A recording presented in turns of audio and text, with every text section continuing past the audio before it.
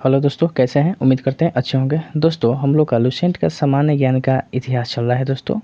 उसमें मैंने आप लोगों को बौद्ध धर्म के बारे में बता रहा था दोस्तों। लुसेंट में जो भी लिखा है दोस्तों, मैंने उस लिखे हुए शब्द को, उस लाइन को एक एक करके हम पढ़ते हैं और उस पर हम बात करते हैं दोस्तों, और आप लोग से प्रश्न पूछते हैं दोस्तों, और उस पर हम जोर देते हैं ताकि आप उस शब्द को देखें, पकड़ें और उसके बाद आगे बढ़ें दोस्तों। ठीक है, इससे क्या होता है दोस्तों कि हम लोग का जो है ना यादगार लंबे समय तक बना रहता है दोस्तों। ठीक है, तो चलिए आपको हम बता दें, यहाँ तक पढ़ लिए थे हम लोग। ठीक है, इसके बाद आज हम लोग पढ़ेंगे यहाँ से सूत्र पिटक के 5 निकाय हैं दोस्तों। ठीक है, यहाँ से शुरू करना है।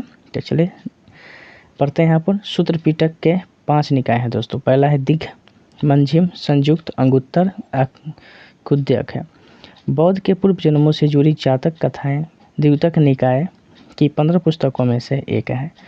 कुद्यक निकाय में धम्मपद यानी नैतिक उपदेशों का पदार्थात्मक संकलन है। थेर गाथा यानी बौद्ध भिक्षुओं का गीत है इसमें, और थेरी गाथा यानी बौद्ध भिक्षुनियों की गीत है इसमें। अच्छा, बौद्ध धर्म मूलतः अनिश्वरवादी है। इसमें आत्मा की परिकल्पना भी नहीं है। ध्यान रखिएगा दोस्तों, इसमें आत्मा की परिकल्पना भी नहीं है। बौद्ध धर्म में पुनर्जन्म की मान्यता है। तृष्णा को क्षीण हो जाने की अवस्था को ही बुद्ध ने निर्वाण कहा है। विश्व दुखों से भरा है का सिद्धांत बुद्ध ने उपनिषद से लिया है ना, उपनिषद से लिया। पर यहाँ पर एक चीज़ लिखा है दोस्तों, ध्यान रखना कि अद्भुत भारत लेखक A.L. बाशम के अनुसार 49 दिनों की तपस्या के बाद बुद्ध को ज्ञान की प्राप्ति हुई थी। इनके अनुसार 49 दिनों के दोस्तों, पहले मैंने बताया था है ना, इसके पहले 6 वर्ष इसमें बता रहा है, 6 वर्ष कठिन तपस्या, पर इसके अनुसार 49 दिनों की तपस्या के बाद। आइए दोस्तों, इतना तो हम लोग पढ़े पहले। ठीक है, आगे थोड़ा पढ़ लेते हैं, आगे पढ़ते हैं दोस्तों। इसमें पहले इतना हम लोग समझ लें दोस्तों। ठीक है, उसके बाद फिर आगे पढ़ेंगे हम दोस्तों। अब आप लोग तैयार हो जाइए मेरे प्रश्न का उत्तर देने के लिए। तैयार हो जाइए दोस्तों। देखिए, हम लोग का चल रहा है दोस्तों कौन सा धर्म? बौद्ध धर्म। बौद्ध ऐसे लिखते हैं दोस्तों, बौद्ध धर्म। ठीक है, तो दोस्तों बौद्ध धर्म में आप समझ रहे कि त्रिपिटक था है ना, त्रिपिटक उसमें था, और त्रिपिटक में आया था दोस्तों एक सूत्र पिटक। ठीक है, तो दोस्तों सूत्र पिटक जो है ना, उसमें पूछा जाए कि कितने निकाय हैं। सूत्र पिटक में पूछा जाए कितने निकाय हैं दोस्तों, तो क्या जवाब दीजिएगा आप लोग? जल्दी से बोलिए। तो त्रिपिटक में कौन कौन है दोस्तों, मालूम है ना? विनय पिटक है, सूत्र पिटक है और अभिधम्म पिटक है। तो दोस्तों जो सूत्र पिटक है, सूत्र पिटक, ये इसमें कितने निकाय हैं बता सकते हैं? तो ध्यान रखना, कितने निकाय हैं? 5 निकाय। 5 निकाय है दोस्तों। पहला निकाय का नाम क्या है इसमें? ध्यान रखना दोस्तों, 5 गो निकाय है इसमें। तो पहला जो निकाय है दोस्तों, उसको याद रखेंगे। पहला का नाम है दिघ। ठीक है, दिघ है पर इसको दीर्घ कहते हैं। दूसरा जो है दोस्तों, दूसरा है मंजिम। ठीक है, मंजिम है दूसरा जो निकाय है दोस्तों। क्या नाम है उसका? मंजिम। पहला का नाम है दीर्घ, दूसरा का नाम क्या है? मंजिम। तीसरा जो निकाय है दोस्तों, वो है संयुक्त। संयुक्त है दोस्तों। ठीक है, संयुक्त है। चौथा आपको मिलेगा दोस्तों, वो है अंगुत्तर। अंगुत्तर। ठीक है, अंगुत्तर निकाय। और 5वां जो है दोस्तों, वो आपका है कुद्यक। ठीक है दोस्तों, कुद्यक है। ठीक है अब देखो दोस्तों, इसका मतलब थोड़ा समझेंगे हम लोग कि दीर्घ का मतलब क्या हुआ दोस्तों। बौद्ध धर्म में जो बुद्ध के उपदेश हैं दोस्तों, इसको दीर्घ का मतलब कि लंबे उपदेश की बात किया गया है इसमें, कि जो लंबे उपदेश है ना, उसको कहाँ रखा गया है? दीर्घ में रखा गया है। ठीक है, दीर्घ में। अच्छा, जो मंजिम है दोस्तों, तो बौद्ध धर्म का जो मंजिम है यानी मध्यम उपदेश, मंजिम का मतलब क्या समझेगा? मध्यम उपदेश। तो इसमें मध्यम उपदेश यानी मध्यम आकार के उपदेश संग्रहित है। इसमें मध्यम आकार के उपदेश संग्रहित है, इसमें लंबे आकार के है ना उपदेश संग्रहित है। संयुक्त में क्या होगा दोस्तों? कि मिलाकर है। संयुक्त में क्या होगा दोस्तों? मिलाकर आता है। अच्छा, अंगुत्तर जो है निकाय दोस्तों, अंगुत्तर निकाय में क्या होगा दोस्तों कि इसमें उपदेशों को संख्या के आधार पर इसको व्यवस्थित किया गया है दोस्तों। किसके आधार पर? संख्या के आधार पर व्यवस्थित किया गया है। ठीक है, जैसे मान लो कि 1 विषय वाले, 2 विषय वाले, 3 विषय वाले, है ना, इस तरह से इसमें इसको क्या किया गया है? व्यवस्थित किया गया है। और खुद्यक का मतलब होता है दोस्तों, खुद्यक का मतलब ध्यान रखेंगे, इसका अर्थ है कि लघु संग्रह या छोटे ग्रंथों का संग्रह है दोस्तों। ठीक है, छोटे ग्रंथों का संग्रह। तो समझ गए होंगे कि इसमें ये सूत्र पिटक में कितने निकाय है? 5 निकाय है। दीर्घ है, मंजीय में संयुक्त, अंगुत्तर और खुद्यक है। ठीक है, दीर्घ का मतलब कि लंबे वाला, लंबे उपदेश इसमें दिया गया। मंजीय माने कि इसमें मध्यम आकार के उपदेश है। संयुक्त माने दोनों को मिलाकर दिया है। अंगुत्तर का मतलब दोस्तों, अंगुत्तर का मतलब कुछ संख्या के आधार पर इसमें क्या किया गया है? व्यवस्थित किया गया है, जैसे कि एक विषय वाले, 2 विषय वाले। ठीक है, अब खुद्यक का मतलब क्या समझे आप लोग कि इसमें कि लघु संग्रह या छोटे संग्रह का ये ग्रंथ है दोस्तों, छोटे ग्रंथों का संग्रह होगा दोस्तों। खुद्यक का मतलब छोटे ग्रंथों का संग्रह होगा दोस्तों। ठीक है, अच्छा, जैसे हम पढ़ रहे हैं इसमें कई छोटे छोटे ग्रंथ शामिल होते हैं, जैसे कि धम्मपद है, उद्यान है आदि है। धम्मपद उद्यान आदि आ जाएगा दोस्तों। ठीक है, चलिए इतना तो समझ गए। पूछा जाएगा दोस्तों, ये बताओ कि बुद्ध के पूर्व जन्मों से जुड़ी जातक कथाएं, जातक कथाएं किस निकाय की पुस्तकों में से एक है? बुद्ध के पूर्व जन्मों से जुड़ी जातक कथाएं किस निकाय की पुस्तकों में से एक है दोस्तों? तो ये ध्यान रखना, ये खुद्यक जो निकाय है ना, खुद्यक निकाय की 15 पुस्तक है। इसके कितना है? 15 पुस्तक, और 15 पुस्तकों में से एक है दोस्तों। ठीक है, 15 पुस्तकों में से एक है। खुद्यक निकाय में दोस्तों ध्यान रखना कि धम्मपद, इसका मतलब है कि नैतिक उपदेशों का इसमें पदात्मक संकलन है। ठीक है, नैतिक उपदेशों का। अच्छा, थेर गाथा क्या है दोस्तों? थेर गाथा क्या है? इसका मतलब क्या समझे? थेर गाथा यह है कि बौद्ध भिक्षुओं का गीत है दोस्तों, बौद्ध भिक्षुओं का गीत है। ठीक है, भिक्षुओं का गीत, समझ गए ना, भिक्षुओं का गीत, थेर गाथा का मतलब। ठीक है, और थेरी गाथा का मतलब क्या है दोस्तों? थेरी गाथा तो देखो दोस्तों, बौद्ध धर्म में भिक्षुणियों का होगा। ठीक है, भिक्षुणियों की गीत है दोस्तों, बौद्ध भिक्षुणियों की है दोस्तों। ठीक है, भिक्षुणियों की गीत है दोस्तों। क्या समझ गए आप लोग कि थेरी गाथा में आपने क्या समझा कि बौद्ध भिक्षुणियों के गीत, और थेर गाथा मतलब कि बौद्ध भिक्षुओं का, यानी ये पुरुष की बात कर रहा है और ये किसकी बात कर रहा है? महिला की बात कर रहा है। ठीक है, अब इसमें ध्यान रखना दोस्तों कि बौद्ध धर्म जो है मूल रूप से क्या है ना, अनिश्वरवादी है दोस्तों, अनिश्वरवादी। ठीक है, बौद्ध धर्म पूछा जाए कि मूल रूप से क्या है? बौद्ध धर्म दोस्तों मूल रूप से क्या है? तो ध्यान रखना क्या है? अनिश्वरवादी। क्या है? अनिश्वरवादी है दोस्तों। ठीक है, अच्छा, इसमें ध्यान रखना दोस्तों, आत्मा की परिकल्पना भी नहीं की गई दोस्तों।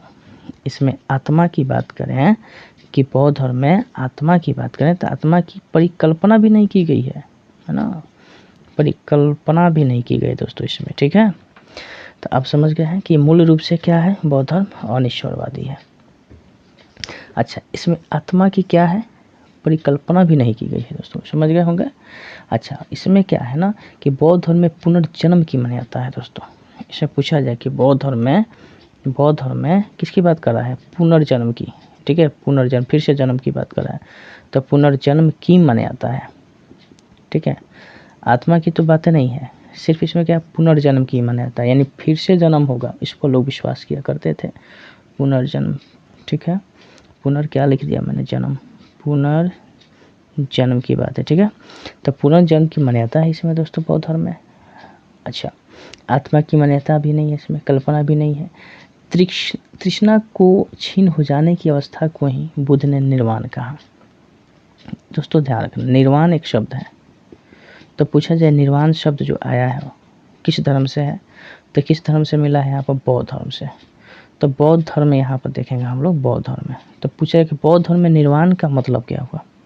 बौद्ध धर्म में निर्वाण का मतलब क्या होता है दोस्तों? तो इसका मतलब होता है कि तृष्णा को छीन हो जाना, तृष्णा है ना, तृष्णा को छीन हो जाना। तो बुद्ध ने क्या कहा था कि जब तृष्णा छीन हो जाए तब उसको निर्वाण आप कहिएगा। क्या कहिएगा? निर्वाण कहिएगा। ठीक है, अच्छा, तो तृष्णा छीन हो जाने की अवस्था, जब ये अवस्था में इंसान पहुंच जाए तो समझो कि वो निर्वाण हो गया। ठीक है, अच्छा, बुद्ध ने यह भी बात बताया था कि विश्व दुखों से भरा है। ठीक है, विश्व दुखों से भरा है, इसका सिद्धांत, इस सिद्धांत को किसने दिया था? विश्व दुखों से भरा है, इस ध्यान रखिएगा दोस्तों, दुखों से भरा है, यह सिद्धांत किसने दिया था? तो ध्यान रखना, बौद्ध, गौतम बुद्ध ने, है ना। तो ये बौद्ध धर्म में देखने को मिला है, बौद्ध धर्म में ही मिलेगा। अच्छा, ये बौद्ध धर्म में मिलेगा कि विश्व जो है ना दुखों से भरा है। और कहा किसने था? गौतम बुद्ध ने कहा था।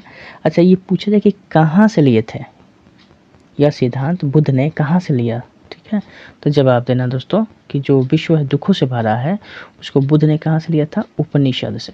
कहाँ से? उपनिषद से लिया था दोस्तों। ठीक है, कहाँ से लिया था? उपनिषद से। ओके, अच्छा चलिए अब आगे हम लोग पढ़ते हैं दोस्तों, फिर देखेंगे नेक्स्ट क्या कह रहा है। तब तक इसको मिटाते हैं।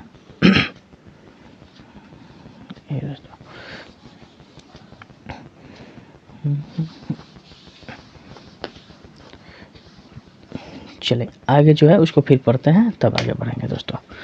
देखिए यहाँ क्या कह रहा है उसको समझिए। आगे बोला है दोस्तों कि बुद्ध के अनुयायी दो भागों में विभाजित है। एक था भिक्षुक, बौद्ध धर्म के प्रचार के लिए जिन्होंने संन्यास ग्रहण किया उन्हें भिक्षु कहा गया। दूसरा था उपासक, यानी गृहस्थ जीवन व्यतीत करते हुए बौद्ध धर्म अपनाने वाले को उपासक कहा गया, अपनाने वालों को उपासक कहा गया। अच्छा, नोट में दिया है दोस्तों कि बौद्ध धर्म के वरिष्ठ साध्वी को थेरी के रूप में जाना जाता था। बौद्ध संघ में सम्मिलित होने के लिए न्यूनतम आयु सीमा 15 वर्ष थी। बौद्ध संघ में प्रविष्टि होने को उपसंपदा कहा जाता था। बौद्ध धर्म के त्रिरत्न है, बुद्ध धर्म एवं संघ है दोस्तों। ठीक है, बुद्ध धर्म एवं संघ। इतना जो पढ़े तो इसको पहले हम लोग समझ लें दोस्तों। ठीक है, उसके बाद फिर आगे हम लोग बढ़ेंगे। अब बताइए दोस्तों कि बुद्ध के अनुयायी कितने भागों में विभाजित है? बुद्ध के अनुयायी कितने भागों में विभाजित है? कितने भागों में? जल्दी से उत्तर दीजिएगा। 2 भागों में। कितने भागों में? 2 भाग में। अब बताइए कि दोनों भाग का नाम क्या था दोस्तों? पहला का नाम क्या था, दूसरा का नाम क्या था? देखो, पहला था भिक्षुक। पहला क्या था? भिक्षुक था दोस्तों। ठीक है, पहला का नाम क्या है? भिक्षुक है दोस्तों। और दूसरा का क्या नाम है? उपासक। अच्छा दोस्तों, भिक्षुक किसे कहा गया? भिक्षुक किसे कहा गया? तो बौद्ध धर्म के प्रचार के लिए जिन्होंने, देखो, बौद्ध धर्म के प्रचार के लिए, ठीक है, किसके लिए? प्रचार के लिए जिन्होंने क्या किया कि संन्यास ग्रहण कर लिया। ठीक है, संन्यास क्या किया? ग्रहण, यानी बौद्ध धर्म को चाह रहा था कि हम प्रचार प्रसार करें और उसके लिए उन्होंने संन्यास ग्रहण कर लिया, तो उन्हें भिक्षु कहा गया। उन्हें क्या कहा गया? भिक्षु। क्लियर हो गया दोस्तों? ठीक है, अच्छा दूसरा जो था उपासक। उपासक किसे कहा गया दोस्तों? तो गृहस्थ जीवन व्यतीत करते हुए, इसमें कि जो अपना जीवन घर का भी कार्य करते हुए, गृहस्थ जीवन को बिताते हुए, यानी व्यतीत करते हुए, यानी उस सबको लेकर चलते हुए, है ना, बौद्ध धर्म को अपनाने वाले को उपासक कहा गया। तो जो अपना घर का भी कार्य करता था और बौद्ध धर्म को भी अपनाया था, तो उसे उपासक कहा गया दोस्तों। ठीक है, तो भिक्षुक और उपासक में क्या अंतर है? भिक्षुक का मतलब हुआ कि सीधे बौद्ध धर्म को प्रचार प्रसार करने के लिए संन्यास ग्रहण कर लेना, और उपासक का मतलब क्या है बौद्ध धर्म में? तो इसका मतलब है कि जो गृहस्थ जीवन को अपनाते हुए फिर भी उस बौद्ध धर्म को मानते हुए लेकर चलते हैं, तो उसे उपासक कहा गया। ठीक है, अच्छा दोस्तों ध्यान रखना कि बौद्ध धर्म की जो वरिष्ठ साध्वी है, साध्वी को किस रूप में जाना जाता था?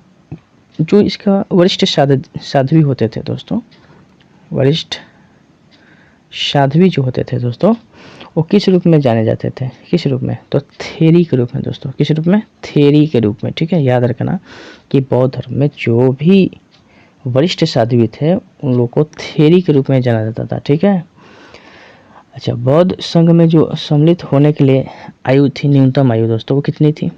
इस धर्म में बुद्ध के अनुयायी थे, बौद्ध धर्म की बात करें दोस्तों, किसमें शामिल अगर होना होता था तो कम से कम कितने एज होना चाहिए? कितना? 15 वर्ष दोस्तों। ठीक है, कितना वर्ष? तो 15 वर्ष न्यूनतम आयु इसमें थी दोस्तों, ध्यान रखना। अच्छा, बौद्ध संघ में प्रविष्ट होने को क्या कहा गया दोस्तों? बौद्ध जो है बौद्ध संघ में प्रविष्टि होने को, तो बौद्ध संघ में जो प्रविष्टि हो जाते हैं, किस संघ में? बौद्ध संघ में जो प्रविष्टि हो जाते हैं उसको क्या कहा जाता है दोस्तों? उपसंपदा कहा जाता था। उपसंपदा कहा जाता था। ठीक है, उपसंपदा कहा जाता था दोस्तों। क्लियर।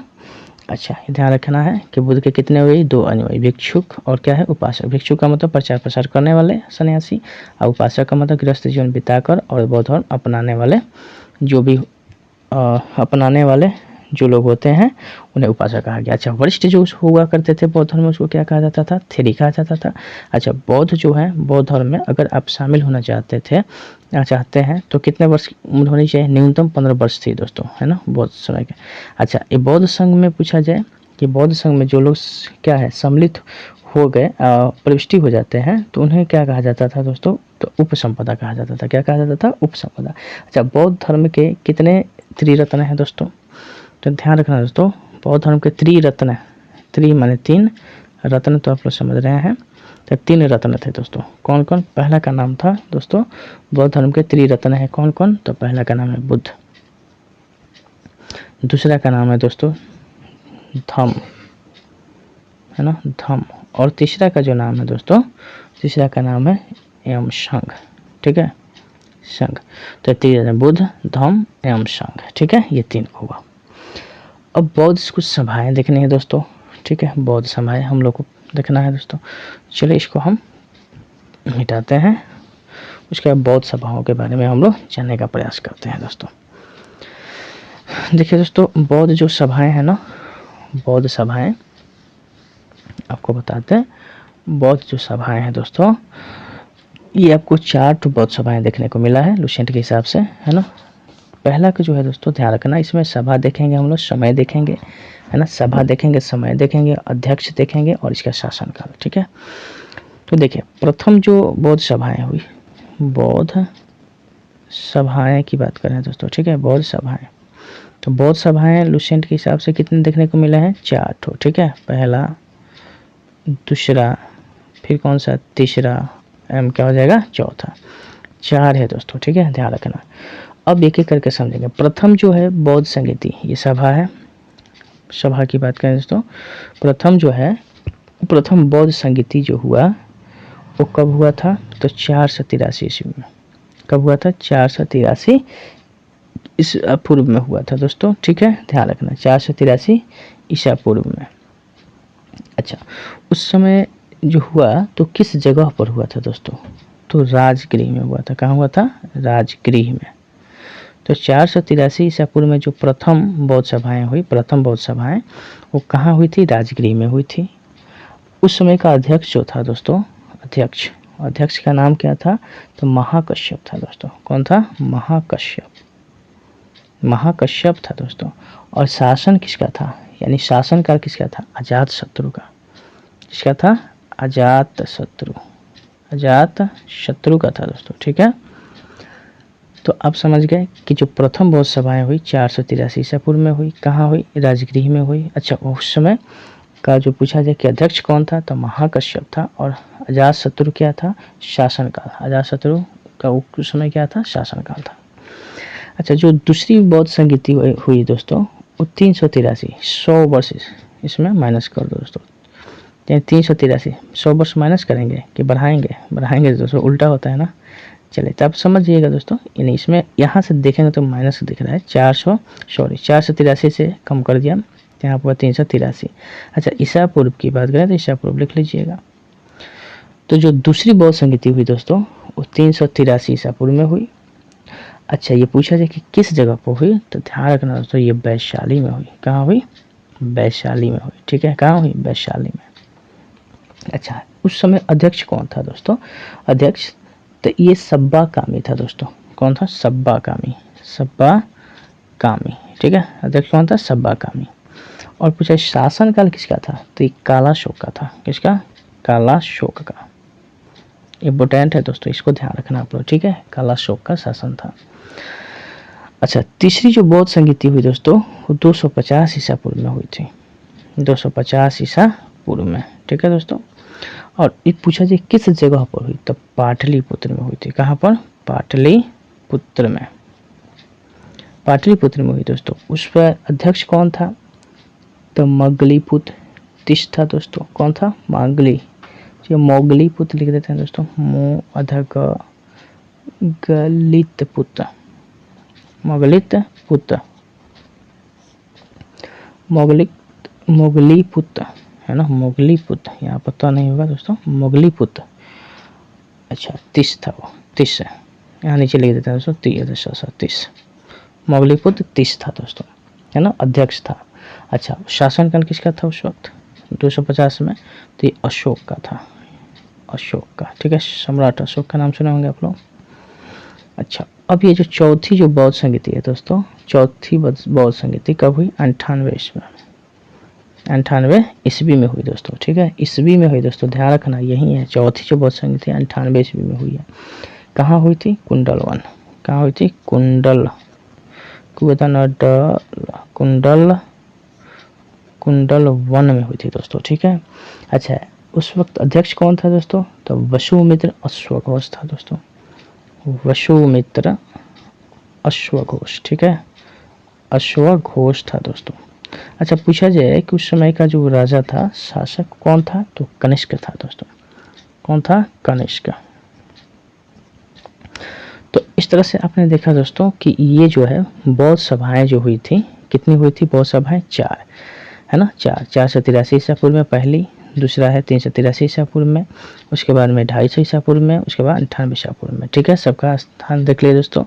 483 ईसा पूर्व में राजगृह में हुआ, 383 ईसा पूर्व में वैशाली में हुआ, 250 ईसा पूर्व में पाटलिपुत्र में हुआ, 98 ईसा पूर्व में कुंडल वन में हुआ था दोस्तों। ठीक है, और ये अध्यक्ष है दोस्तों। ठीक है, ये अध्यक्ष की है बात। ये किसकी बात है? शासनकाल, शासन, ये शासन काल की बात है दोस्तों। ठीक है, अब भैया हम लोग ये समझे दोस्तों। अब ध्यान देना है, इसके आगे हम पढ़ेंगे दोस्तों, फिर उसके बाद आपको बताने का प्रयास करेंगे। ठीक है दोस्तों ये जो है ना वीडियो थोड़ा लंबा होगा, है ना, क्योंकि इसमें बहुत सारे पढ़ना है अभी भी। तो बौद्ध धर्म के लिए और भी वीडियो बन सकते हैं दोस्तों। 1-2 हमको लग रहा है कि 2 वीडियो और चाहिए, कम से कम 2 वीडियो और चाहिए दोस्तों। ठीक है, तो बस दोस्तों हम छोटे छोटे वीडियो बना रहे हैं, क्योंकि इससे क्या होगा ना कि आपको ज़्यादा समय भी नहीं लगेगा और आप आराम से इसको कर लेंगे दोस्तों। ठीक है, आइए दोस्तों, रहने दें, हाँ, कि थोड़ा और बना दें? रहने देते हैं दोस्तों, फिर मिलेंगे हम लोग नेक्स्ट वीडियो में। तब तक के लिए इतना ही। जय हिंद, जय भारत।